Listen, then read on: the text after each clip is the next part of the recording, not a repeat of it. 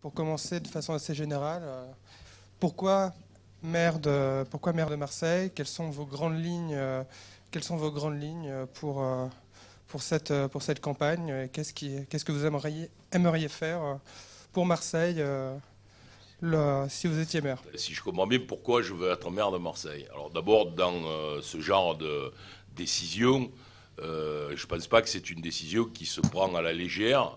Euh, pour vouloir être maire de Marseille, il faut, je crois d'abord, aimer cette ville, mais je pense que beaucoup de gens l'aiment, et je pense que tous mes concurrents à la primaire l'aiment, je pense même que Jean-Claude Gaudin l'aime.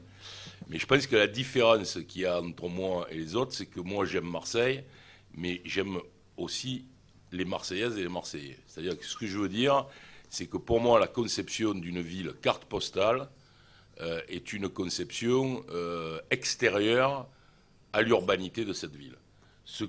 Dont nous avons besoin aujourd'hui dans Marseille, c'est de tenir compte de questions qui sont des questions de vie quotidienne. Et quand je dis de vie quotidienne, il ne s'agit pas simplement des crottes de chiens.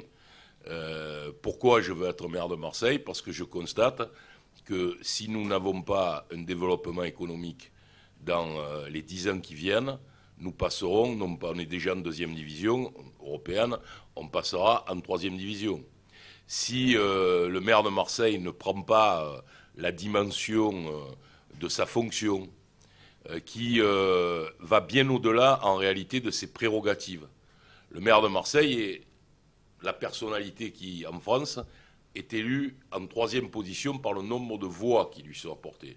Vous avez le président de la République, le maire de Paris et le maire de Marseille. Et donc, ça lui donne une légitimité tout à fait considérable. Et cette légitimité ne s'arrête pas aux compétences municipales. Elle va bien au-delà, elle doit permettre le développement de la ville. Donc, pourquoi je veux être maire de Marseille? Parce que je trouve que cette ville a besoin, bonjour Farida, cette ville a besoin de changer de braquet. Pour moi, la première question, c'est la question du développement économique. 122 000 emplois salariés privés dans la métropole marseillaise de moins que dans la métropole lyonnaise.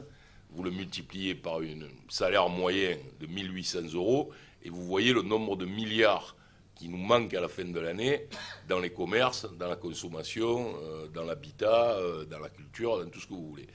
Donc c'est cette question-là pour moi. Alors après je peux la développer, mais je ne vais pas la développer maintenant. Je suppose qu'on va en reparler, comment on fait. Mais c'est cette question-là qui m'intéresse. Après, je pense qu'il faut, pour être maire de Marseille, se sentir prêt. Moi, je ne suis pas dans la primaire. J'ai voulu la primaire. Je crois même pouvoir dire que c'est moi qui l'ai vraiment imposé au Parti socialiste, parce que je pensais qu'il était impossible de désigner notre candidat dans les systèmes anciens de la Fédération des Bouches-du-Rhône, qui sont des systèmes qui étaient vrillés par les influences des uns et des autres. Là, nous demandons aux Marseillais de le faire. Peut-être 20 000 personnes vont venir, et ça donnera une très grande légitimité à celui ou celle qui sortira. Il y aura un rassemblement. J'ai entendu des cris pendant des mois en disant « ça va être horrible, les gens vont s'écharper, etc. » Je trouve que c'est plutôt gentil, les discussions qu'il y a, et je n'ai pas encore constaté de dérapage quel qu'il soit, ce qui est plutôt rassurant, peut-être parfois un peu assoupissant.